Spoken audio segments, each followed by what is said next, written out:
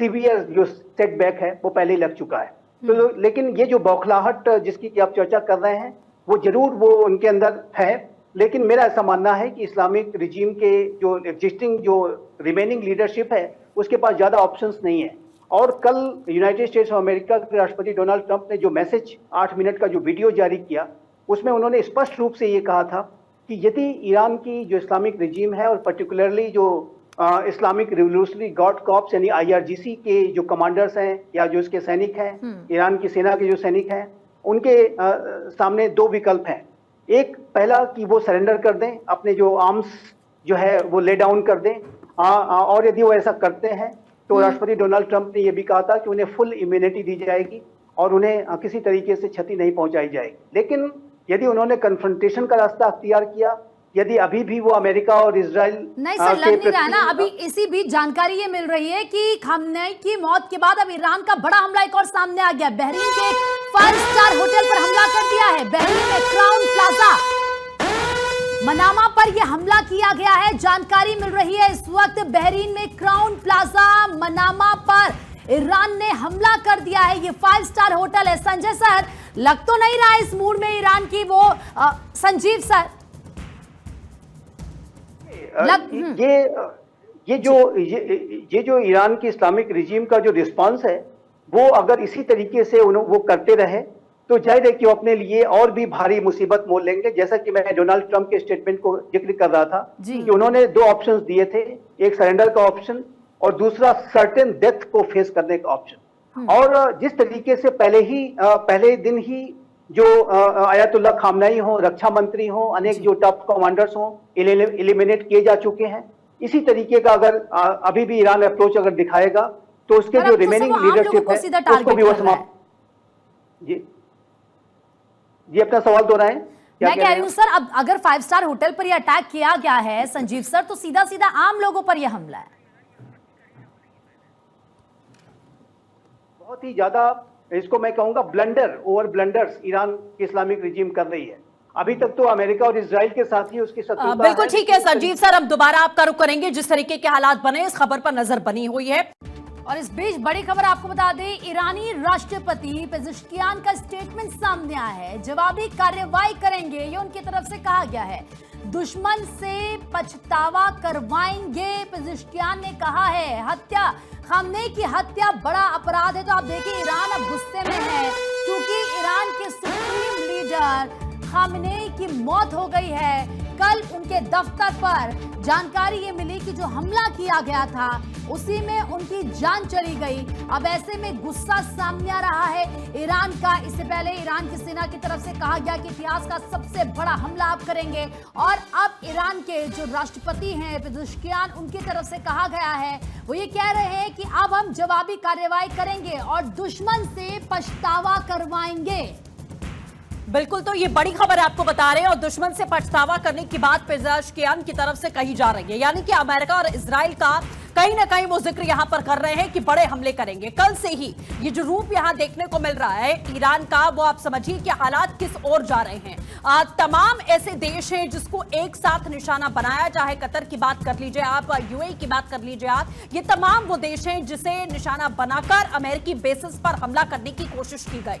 अब ये जो रवैया रहा है ईरान का, वो कहीं ना कहीं एक तरीके से सवालों के घेरे में भी है कि डायरेक्टली अगर अमेरिका और इजराइल पर अटैक किया गया होता तो वो अलग बात थी। लेकिन अब कई देश इसमें हैं जो यहां इन्वॉल्व होते हुए दिखाई दे रहे हैं, क्योंकि यूएई में भी आपने देखा कि किस तरीके से भारी नुकसान की खबर और जानकारी मिली कि रिहायशी इलाकों में जहां पर पब्लिक थी, जहां पर लोग थे, मॉल्स के आसपास में मिसाइलें जाकर गिरी हैं, जिसके बाद हालात वहां बेकाबू होते हुए दिखाई दिए। लेकिन ईरान का अगला कदम अब क्या होने वाला है ये देखना होगा। हालांकि बहुत रोष है, बहुत आक्रोश है। उधर इराक भी लगातार अटैक पे अटैक कर रहा है, अमेरिकी बेसिस को निशाना बना रहा है। इराक और ईरान में एक समय था कि 8 से 10 साल तक एक अच्छी खासी दुश्मनी निभाई है इराक और ईरान ने। लेकिन आज आप देखिए कि कैसे इराक यहां समर्थन करता हुआ दिखाई दे रहा है। और इस समय विंग कमांडर आलोक सहाय सर, डिफेंस एक्सपर्ट, हमारे साथ में जुड़ चुके हैं। सहाय सर, सीधा सवाल आपसे ही है कि जिस तरीके के हालात हैं, ईरानी राष्ट्रपति कह रहे हैं कि हम पछतावा करवाएंगे,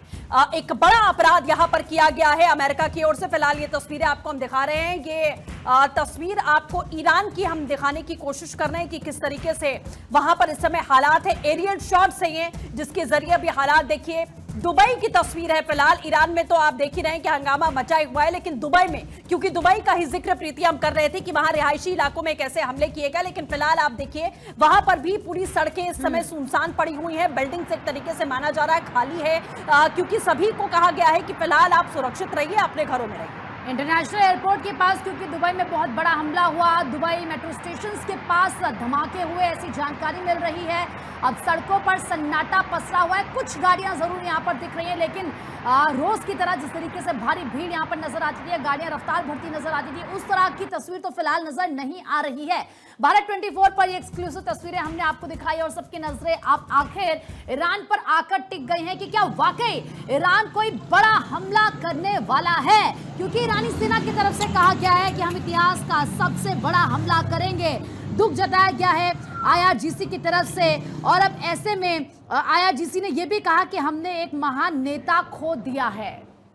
बिल्कुल, और विंग कमांडर आलोक सहाय सर लगातार हमारे साथ बने हुए हैं। सहाय सर, साफ कहा गया है ईरान के राष्ट्रपति की तरफ से कि हम पछतावा करवाएंगे, यानी कि बात वो अमेरिका इजराइल की कर रहे हैं। तमाम बेसिस पर अटैक तो किया ही, लेकिन अमेरिका जिस तरीके से आक्रामकता के साथ उसने हमला किया, ये कहना कि हम पछतावा करवाएंगे, यानी कि ईरान अभी और बड़े हमले की तैयारी कर रहा है। देखिए, खुमैनी की हत्या और बड़े बड़े जो लीडर्स वहां मारे गए हैं IRGC के भी, उनकी हत्या के बाद थोड़ा सा आक्रोश होगा। और ये जो पेजेश्कियान जो वक्तव्य दे रहे हैं, ये आत्मघाती वक्तव्य है। और देखिए, आप इस बात को समझिए कि मिसाइल्स और ड्रोन के सहारे ठीक है, आप बहुत आक्रमण कर दोगे, क्या कर लोगे आप? कुछ सेंटर्स को तबाह करोगे। क्या आप इजराइल को खत्म करने की ताकत रखते हैं? क्या आप अमेरिका को खत्म करने की ताकत रखते हैं? नहीं, बल्कि इजराइल और अमेरिका मिलकर आपको मिटियामित करने की ताकत रखते हैं। एक हफ्ते के अंदर पूरा ईरान समाप्त हो सकता है। ये तो अभी लिमिटेड पॉइंटेड स्ट्राइक्स इसलिए हो रहे हैं कि आम जनता वहां की जो कट्टरपंथी मुल्ला शासन थी उसके खिलाफ है। तो अमेरिका और इजराइल जो है वो आम जनता के खिलाफ नहीं जाना चाहते हैं। वो चाहते हैं कि सत्ता परिवर्तन में शायद वहां का कोई धड़ा उभर के सामने आए और ईरान में एक दूसरी तरफ सत्ता जाए और शांति स्थापित हो। लेकिन अगर ये बदले की कार्रवाई करेंगे तो ये इनके लिए और भी आत्मघाती होगा। ये जो धार्मिक उन्माद में जो इस तरह के बयान दे रहे हैं पेजेश्कियान, ये बहुत ही खतरनाक है। देखिए, अभी इन्होंने जो आक्रमण किया वहां के मुस्लिम देशों के ऊपर में, सिविलियन टारगेट्स पे आक्रमण किया, इसके कारण वहां के मुस्लिम देश में धीरे धीरे लामबंद हो रहे हैं ईरान के खिलाफ। ये सऊदी के प्रिंस लामबंद हो रहे हैं। उन्होंने UAE के ये से बात किया, लीडर से बात किया कि और धीरे धीरे ये सारे देश अब अमेरिका का समर्थन करेंगे। क्योंकि सर वैसे भी अमेरिका से कोई सीधी तौर पर लड़ाई लड़ने के लिए तैयार नहीं होगा और कोई इस लड़ाई में कूदेगा नहीं, जो जाहिर सी बात है। लेकिन सर हम ये देख रहे हैं कि ईरान की तरफ से वहां की सेना जिस तरीके से धमकी दे रही है कि हम इतिहास का सबसे बड़ा हमला कर देंगे, बात क्या वो भी ये जानते हैं कि दम तो इतना नहीं है, लेकिन अपने देश के लोगों को एक मैसेज तो देना है, विश्व को तो ये बताना है कि ऐसा नहीं कि हम पर अटैक कर दिया तो हम डर गए, सहम गए, क्योंकि सर अब उनके पास शायद वो शक्ति भी नहीं है।